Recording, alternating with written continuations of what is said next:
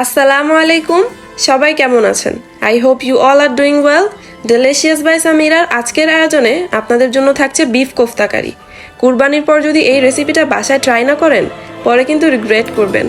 So আর কথা না বাড়িয়ে লেটস গেট স্টার্টেড।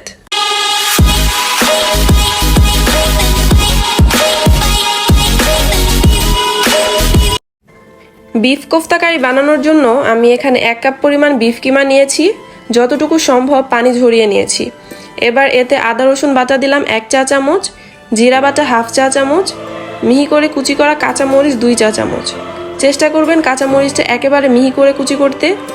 এবার দিলাম পেঁয়াজ বেরেস্তা উঁচু করে 2 চা চামচ, হলুদ গুঁড়া 1 চা চামচ, ধনিয়া গুঁড়া 1 চা চামচ, মরিচের গুঁড়া দিলাম 1 চা চামচ, লবণটা এখন শুধু কোফতার জন্য দিলেই হবে। গরম মশলা গুঁড়া 1/2 চা চামচ। এবার বেসন দিয়ে দিলাম 3 চা চামচ। আমি যেহেতু এখানে ডিম দিব না, তাই বাইন্ডিংয়ের জন্য বেসন দিলাম। এবার একটা রুটির হাফ পরিমাণ নিয়ে পানিতে একটু ভিজিয়ে নিব। দেন পানিটা চিপে ফেলে দিয়ে সেই ভেজা রুটিটা দিয়ে দিলাম। সব কিছু এবার খুব ভালোভাবে হাত দিয়ে মেখে নিব। অবশ্যই এখানে হাত দিয়ে মাখতে হবে। আমি প্রায় 6-7 মিনিটের মতো সব কিছু ভালোভাবে মেখে নিয়েছি। এবার কোফতার শেপ করে বানিয়ে নেব।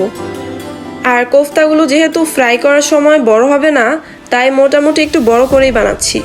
আর চেষ্টা করবেন এই বলগুলো খুবই ইভেনলি বানাতে, কারণ এখনই যদি এই বলগুলোতে ক্র্যাক থাকে, তেলে দেওয়ার পর কিন্তু আরও বড় হয়ে ফেটে যাবে।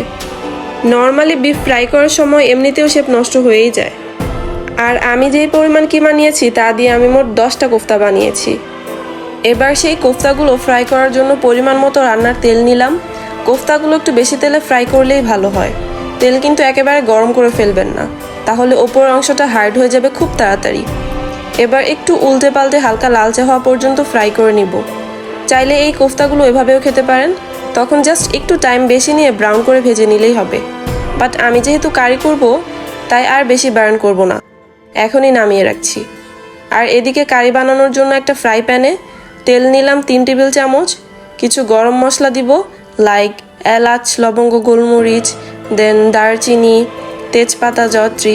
এর সাথে পেঁয়াজ বাটা 1/3 কাপ। পেঁয়াজটা একটু কালার চেঞ্জ হয়ে আসলে এর মধ্যে আদা রসুন বাটা 1 চা চামচ, জিরা বাটা 1/2 চা চামচ দিয়ে দিলাম। এবার আদা রসুনের রনেসটা চলে গেলে এর মধ্যে বাদাম বাটা অ্যাড করব। আমি এখানে কাজু বাদাম নিয়েছি, বাট আপনারা চাইলে যে কোনো ধরনের বাদাম ব্যবহার করতে পারেন। আর সাথে টমেটো সস 1 চা চামচ।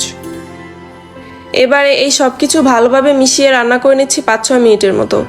যখন উপরে তেলটা ভেসে আসবে, তখন একে একে সব বেসিক মশলাগুলো দিয়ে দিব, লাইক হলুদ, মরিচ, ধনিয়া গুঁড়া 1/2 চা চামচ করে দিয়েছি। কোফতাটা বানানো হয়ে গেলে কারি বানানো কিছুই না। নর্মালি আমরা বাসায় যে মশলাগুলো ব্যবহার করি তা দিয়েই কারিটা বানানো যায়। টক দই দিয়েছিলাম 1/4 কাপ। আর এখন ঝোল দিয়ে দিব। একেবারে ঝোলটা দিয়ে দিলাম 1 কাপের মতো। আপনারা আপনাদের ইচ্ছে মতো গ্রেভি রাখতে পারেন। আজকে আমি এই কোফতা কারিটা পোলাওয়ের সাথে সার্ভ করব, তাই বেশি গ্রেভি রাখছি না। এখন কোফতাগুলো দিয়ে ঢাকনা দিয়ে একবার ঢেকে দিলাম। চুলার জালটা এ পর্যায়ে লোতেই রাখছি।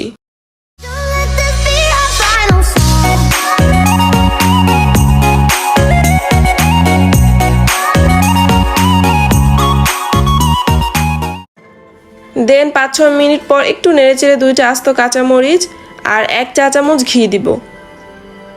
এই তো রেডি হয়ে গেল বিফ কোফতা কারি। চাইলে পরোটা, ভাত, পোলাও যে কোনো কিছুর সাথেই পরিবেশন করতে পারেন। সো আজকে এ পর্যন্তই। সবাই ভালো থাকবেন, সুস্থ থাকবেন, আর দেখা হচ্ছে নতুন কোনো একটি পর্বে। আল্লাহ হাফেজ।